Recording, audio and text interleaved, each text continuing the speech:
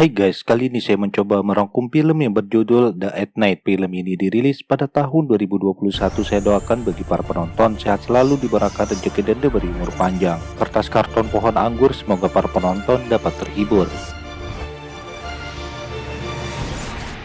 Film dikisahkan 2500 tahun yang lalu, monster telah membuka gerbang neraka untuk menimbulkan penderitaan besar pada umat manusia. Kemudian sang Buddha muncul untuk menarik si mata merah dan si mata hitam yang menjadi sumber kekuatannya. Tetapi kedua mata tersebut terlepas dari tangan sang Buddha dan berhasil melarikan diri. Sang Buddha pun berhasil menangkap mata hitam dan mengurungnya di sebuah peti sarira. Namun si mata merah berhasil lolos dari sang Buddha, sembunyi di tubuh manusia dan kabur selama 7 malam. Kemudian di malam ke-8 mata merah berhenti dan berbalik mengira dirinya sudah cukup pergi jauh. Menyadari dirinya tidak bisa kabur lagi, mata merah pun berpura-pura menyerahkan diri. Keduanya ditaruh di dalam peti dan dikubur di sebuah gurun luas di barat dan tepi terjal di sisi timurnya. Film berlanjut di perbatasan India dan Pakistan pada tahun 2005. Seseorang sedang mengendarai mobil, ia menemukan lokasi peti sarira. Jika benar menemukan peti tersebut, ia dapat membuktikan bahwa legenda Sutra Intan benar adanya. Kemudian ia bersama timnya melakukan penggalian di lokasi dan benar saja peti sarira terkubur di dalamnya. Setelahnya beredar pemberitaan telah ditemukan pusaka yang dapat membuktikan legenda Sutra Intan benar adanya. Hal ini menarik perhatian seluruh umat Buddha di dunia. Film berlanjut 14 tahun kemudian. Di malam itu sedang terjadi gerhana bulan total yang berwarna merah. Profesor Kim sedang naik darah melihat koran yang memberitakan bahwa terjadi pemalsuan peti sarira oleh dirinya dan ia pun merasa tidak bersalah. Kemudian Kim akan membuktikan jika legenda itu benar adanya. Waktu pun menunjukkan pukul 1 dini hari, ia membuka sebuah peti yang disebut peti sarira, lalu menuangkan darah yang ada di dalam tabung ke dalamnya dan mengucurkan darahnya sendiri. Namun tidak sesuai dengan harapannya, tidak terjadi reaksi apa-apa. Ia pun segera menancapkan pisau ke lehernya. Tiba-tiba saja darah yang dituangkan terjadi reaksi dan berubah menjadi bola mata merah. Di tempat lainnya, seorang biksu yang bernama Hajung membuka peti sarira yang lainnya. Ia pun sampai terbatuk-batuk. Scene film berpindah ke wihara yang terletak di Gunung Buk Guangju. Seorang biksu muda yang bernama Changsuk menyiapkan makanan untuk biksu seniornya, yaitu Hajung. Changsuk sudah 2 tahun berlatih puasa diam.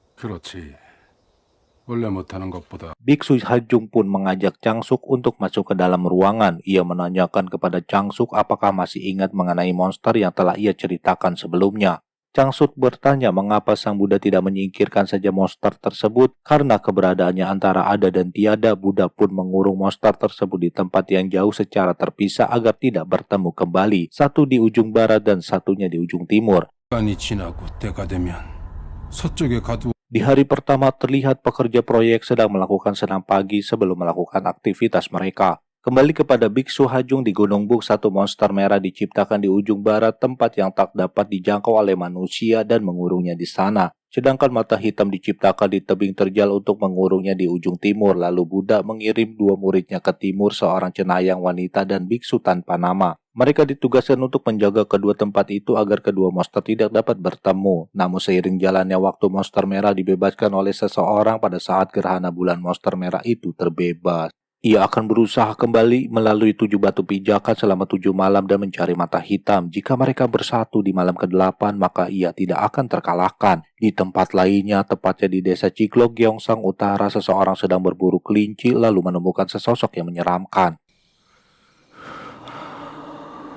Kembali ke kuil di Gunung Buk, ada cara agar si merah dan si hitam tidak dapat bersatu. Mereka dapat menghancurkan batu pijakannya. Jika dapat menghancurkan 1 saja dari 7, maka mereka tidak akan bisa bersatu. Kemudian Changsuk disuruh Hajung membersihkan patung Buddha yang berada di dalam ruangan itu. Film berlanjut di hari kedua, sepasang kekasih sedang membahas Profesor Kim yang dikenal oleh si wanita di kelompok meditasi. Kedoknya sebagai kelompok meditasi, padahal suatu aliran sesat. Sementara pemburu kelinci tiba di dalam kamar motel, tempat si wanita dan si pria sedang mengobrol dengan membawa kelinci hasil buruannya. Masuk ke dalam sebuah motel dan terlihat wajahnya seperti zombie. Di tempat lainnya, Changsuk terbangun dari tidurnya. Gurunya pun mengetahui bahwa Changsuk habis mimpi buruk. Lalu gurunya berkata sesuatu yang telah berlalu hanyalah tipu daya, jangan biarkan itu mengganggu hidupnya. Saatnya telah tiba, Changsuk diminta gurunya untuk segera menemukan seseorang yang bernama Sun Hua dan katakan padanya bahwa monster telah datang. Keesokan harinya di hari ketiga, Changsuk pergi meninggalkan wihara untuk mencari keberadaan Biksu Sun Hua dengan berbekal peti dari batu dan sejumlah uang dari dalam celengan yang telah dibongkar. Sementara seorang detektif polisi yang bernama King Hotai mendatangi motel Four Seasons untuk olah TKP. Pelapornya adalah pemilik motel. Kejadiannya sekitar jam 11.45 semalam. 네, 어젯밤 11시 Ditemukan mayat seorang pria di dalam kamar mandi, namun si wanita yang bernama Geong Sok telah menghilang. Ia terekam CCTV meninggalkan motel, tersangkanya telah mati dan menjadi keriput, padahal saat datang masih segar bugar. Film berlanjut di hari keempat, Changsuk telah tiba di sebuah stasiun Daejeon. Sialnya kertas yang dibawanya terjatuh dan tasnya juga hilang. Kemudian Changsuk mendatangi sebuah alamat rumah tempat biksu Sun Hua tinggal. Ia pun menunggu Sun Hua sampai petang lalu memberitahu bahwa biksu Hajung telah meninggal dan dia disuruh olehnya menyampaikan bahwa monster telah datang. Ia juga meminta maaf barang yang dibawanya dari biksu Hajung telah hilang. Setelahnya, biksu Changsuk ngorok di lantai, ternyata biksu Hajung telah merasuk ke dalam raganya untuk bisa bertemu dengannya, lalu berkata bahwa membantu para arwah adalah sudah suratan takdir biksu Sun Hua hingga ajal yang menjemput. Banyak arwah yang meminta bantuannya untuk dipaketkan ke akhirat, dan monster telah datang. Ia harus menemukan monster tersebut, lalu menghancurkan batu pijakan yang mereka ketahui, yaitu si cenayang. Maka temukanlah cenayang tersebut lalu dibunuh sebelum monster menemukannya. Di tempat lainnya, seorang kurir barang melintas terowongan dan melihat seorang wanita yang ternyata mereka adalah satu komunitas yang berkedok meditasi. Wanita itu pun mendekati dan terjadi hal yang tidak diinginkan. Si kurir pun mendatangi rumah cenayang untuk mengantarkan paket dan terlihat sebuah mata yang berada di atas telinga mengintip dari balik pintu. Keesokan harinya, tepatnya di hari kelima, Sun Hua mempersiapkan dirinya sebelum berangkat ke rumah cenayang dengan tasbih dan kampak yang diberikan Hajung di waktu dulu sebelum ia meninggalkan wihara. Kemudian mereka pun berdua pergi ke pasar membeli perlengkapan yang dibutuhkan, lalu makan siang bersama dan pergi ke terminal bus untuk sampai di alamat rumah cenayang di kota Daegu. 하정 스님하고 같이 있으라고. Sesampainya di Daegu, Sun Hua menanyakan letak rumah cenayang ke setiap orang namun tidak ada yang mengetahuinya. Sampai akhirnya maghrib pun tiba, mereka membeli camilan di Indomaret dan berdiam di depan sebuah rumah. Changsuk pun sudah membatalkan puasa bicaranya. 지 소지품 다 놔두고 신고도 안 하고. Di tempat lainnya, detektif Hotai mendatangi terowongan tempat kurir pengantar paket diserang. Anehnya, wanita yang menyerang kurir tersebut ditemukan tewas dengan lubang di kepalanya. Kembali kepada Sun Hua dan Changsuk yang sedang menikmati camilan, tiba-tiba saja seorang keluar rumah dan memanggil Sun Hua untuk mendekat. Orang tersebut mendapatkan info bahwa Sun Hua sedang mencari rumah cenayang. Ia pun memberitahu alamatnya dan memperingati kalau pergi ke sana maka mereka akan mati. Kemudian mereka pun pergi ke kota Daegu dengan naik bus. Sun Hua tidak bersedia dipanggil biksu oleh Changsuk dan akhirnya mereka pun sampai di terminal. 제가 저지른 지난 사고의 죄값을 치르기. Keesokan harinya, tepat di hari ke-6, Sun Hua mau pergi meninggalkan Changsuk seorang diri di dalam terminal. Ternyata Changsuk berbohong bahwa Hajung tidak pernah menyuruhnya untuk selalu bersama Sun Hua. Setelahnya, mereka pun sarapan bersama lalu pergi mencari keberadaan cenayang di sekitar Daegu. Satu persatu gang mereka datangi, akhirnya Changsuk pun menemukan rumah cenayang wanita yang mereka sedang cari-cari. Tiba-tiba saja hujan turun. Sun Hua mendatangi TKP tempat di mana ditemukan mayat seorang wanita yang telah membusuk. Sementara detektif Ho memperhatikannya dari dalam mobil. Lalu Hotai pun keluar dari mobil meminta KTP Sun Hua. Terdengar dari radio mobil ditemukan mayat lainnya di sekitar SMA Daegu. Sialnya Hotai melihat barang bawaan Sun Hua dan mau memeriksanya. Hotai pun langsung menomploknya sehingga mereka jatuh ke lereng jalan. Lalu Sun Hua pun segera kabur. Sementara Chang Suk pun berteduh di depan rumah cenayang wanita tersebut. Lalu masuk ke dalamnya, tidak lama kemudian hujan pun berhenti. Chang Suk langsung pergi meninggalkan rumah cenayang tersebut. Baru saja keluar rumah, Chang Suk melihat seorang anak wanita SMA berdiri di lorong jalan, lalu keluar sebuah mata merah dari dalam pipinya. Sontak saja Chang Suk pun langsung ngibrit ketakutan. Malam harinya Hotei berada di kantor dan anak buahnya yang bernama Dong Jin memberikan informasi mengenai Sun Hua yang bernama asli Park Jing Son. Ia telah menjadi seorang bisu setelah kematian istrinya yang terjadi karena kecelakaan mobil. Setelahnya Sun Hua ada yang melaporkannya ke polisi dengan kasus penipuan. Ternyata ia mempunyai kartu khusus biksu tetapi tidak terdaftar secara resmi. 오늘 아침에 칠곡에서 야, 동준아. 예? Lalu Hotei bersama Dong Jin pergi dengan mobil menuju suatu tempat. Di dalam perjalanan, Dong Jin memberikan sebuah jimat kepada Hotei agar dalam bertugas terhindar dari yang namanya setan. Ternyata mereka berdua pergi untuk mengambil peta yang ditinggalkan Sun Hua dekat terowongan, lalu pergi mendatangi SMA Daegu untuk menanyakan identitas seorang siswi yang telah dinyatakan hilang tersebut. Siswi itu sebelumnya telah bergabung dengan kelompok yang berkedok meditasi, lalu mereka segera meninggalkan SMA tersebut.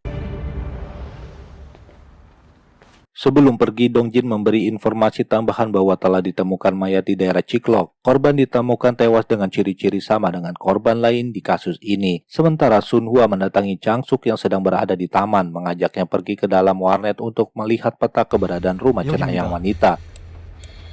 Sun Hua menyuruh Chang Suk kembali ke kuil dan memintanya agar tidak pernah mengenali sebelumnya. Karena Sun Hua mau membunuh seseorang di malam itu, yaitu cenayang wanita. Jika benar monster itu telah bangkit, maka monster itu akan membunuh cenayang. Karena sudah tidak ada waktu lagi untuk menjelaskan, Sun Hua pun harus segera membunuhnya saat itu.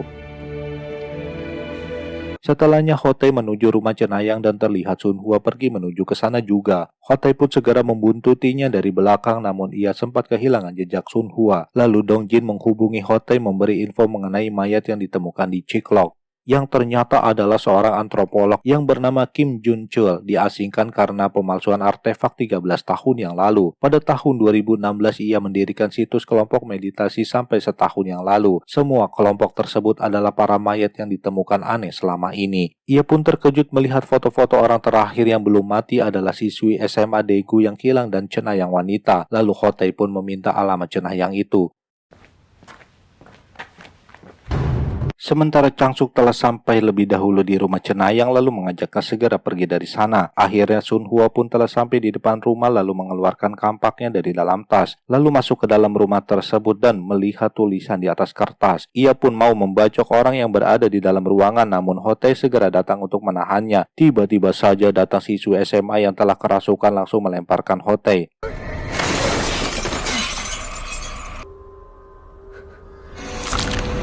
Lalu siswi itu pun pergi mencari keberadaan cenayang. Dengan bermodalkan kampak dan tasbih, Sun Hua pergi mengikuti siswi SMA tersebut. Dong Jin berusaha menelpon Hotei namun tidak diangkatnya karena sedang pingsan. Namun ia telah melihat siswi SMA yang sedang dikejar oleh Sun Hua dan meminta perlindungannya. Polisi yang lainnya pun segera berdatangan ke Gang Gyeongbang Tridong. Sementara Chang Suk membawa pergi cenayang pergi dari Daegu menuju kuil di Gunung Buk di desa Gwangju.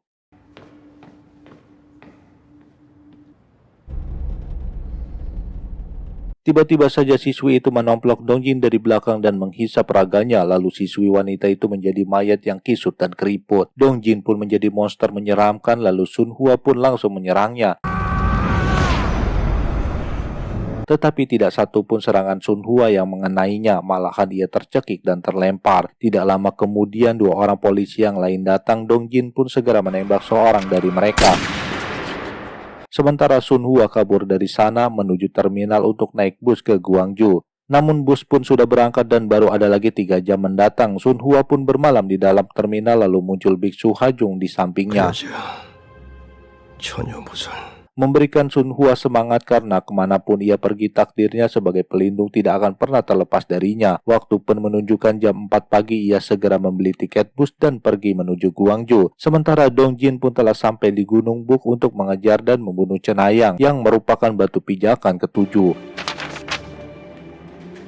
Hotei pun mendatangi TKP di Gang Gyeongbang, menyuruh anak buahnya fokus mencari barang bukti, lalu ia masuk ke dalam rumah cenayang wanita. Ia pun bertemu dengan seorang wanita tua yang menceritakan ternyata Cenayang itu adalah hantu. 그리고 밤새 지난 일을 얘기. Malam itu Cenayang bercerita kepada si wanita tua bahwa selama hidupnya ia teraniaya dan percaya jika hidupnya terkutuk. Ia pun berharap semua akan segera berakhir. Sampai suatu hari datang seorang pria seperti pahlawan lalu mengajaknya pergi. Namun kebahagiaan itu hanyalah sementara. Pria yang mengajaknya tersebut menumbalkan dirinya menjadi batu pijakan yang terakhir, yaitu sebagai persembahan kepada monster merah.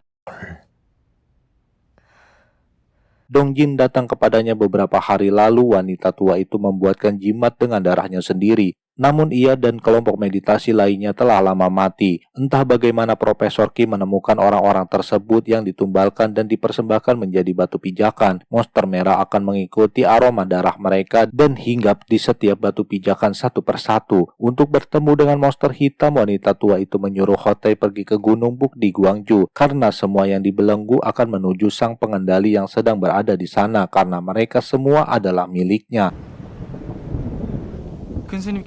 Dongjin segera masuk ke dalamnya lalu mengobrak-abrik kuil dan menembak seorang biksu di sana lalu berdiri di depan mayat biksu Hajung. Tidak lama kemudian datang Changsuk bersama Cenayang wanita. Cenayang merasakan aura aneh di jalan menuju kuil. Ia berhenti sejenak dan mereka berdua masuk ke dalam sebuah bangunan lalu saling berkenalan yang ternyata Cenayang itu bernama Eran. Kemudian datang Sun Hua langsung menuju bangunan dengan tasbih dan kampak di tangannya langsung masuk ke dalam yang ternyata hanya ada Changsuk seorang diri. 그 아이를 처음 만났을 Changsuk pun melihat kotak sarira yang telah hilang berada di dalam tas di sampingnya. Kemudian Sun Hua menyuruh Changsuk pergi dari sana karena tidak tahu harus pergi kemana. Changsuk pun akhirnya membantu Sun Hua menghadapi monster merah yang bersarang di tubuh Dongjin. Sementara Hotei dalam perjalanan menuju Gunung Buk yang berada di Gwangju, Sun Hua memasang perangkap untuk menangkapnya dan ia akan menjadi umpan. Apapun yang akan terjadi nantinya, Changsuk harus mengikuti perintahnya. Lalu Sun Hua pun menuliskan mantra-mantra di baju Changsuk sebagai jimat agar selamat dari serangan monster merah. Setelahnya mereka memasang tali yang telah dilumuri darah dan diikatkan di antara pohon yang satu dengan pohon lainnya. Changsuk bertanya apa yang akan terjadi jika peti sarira dibuka. Maka sang merah dan sang hitam akan bertemu kembali. Hitam melambangkan kecemasan dan merah melambangkan penderitaan.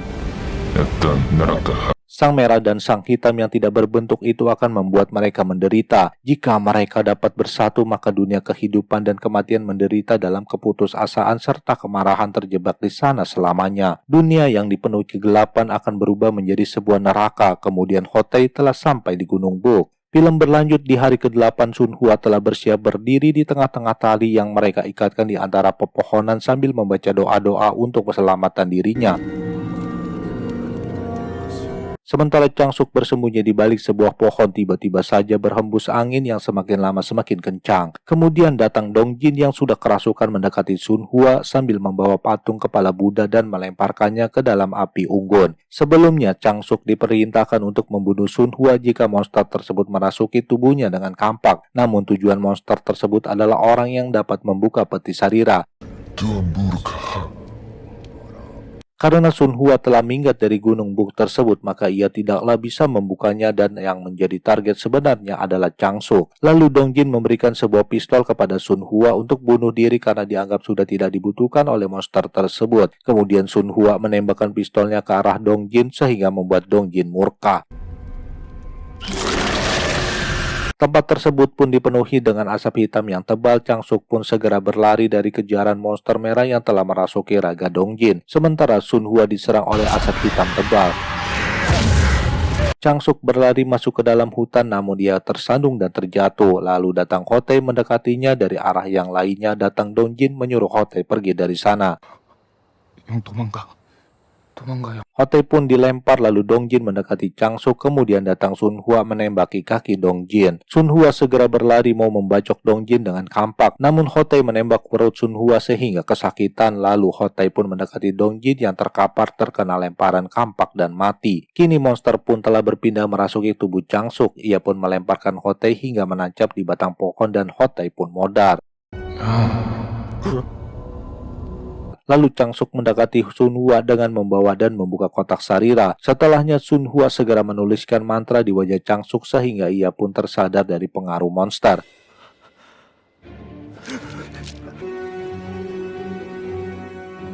Kemudian Chang Suk pun membacokkan kampak di tangannya dan mendarat di kepala Sun Hua yang telah dirasuki oleh monster merah. Di akhir film, Shin memperlihatkan Chang Suk pergi ke sebuah gurun untuk mengubur kembali kotak Sarira ke tempat asalnya. Sampai di sini film pun berakhir. Saya ucapkan terima kasih. Sampai jumpa kembali.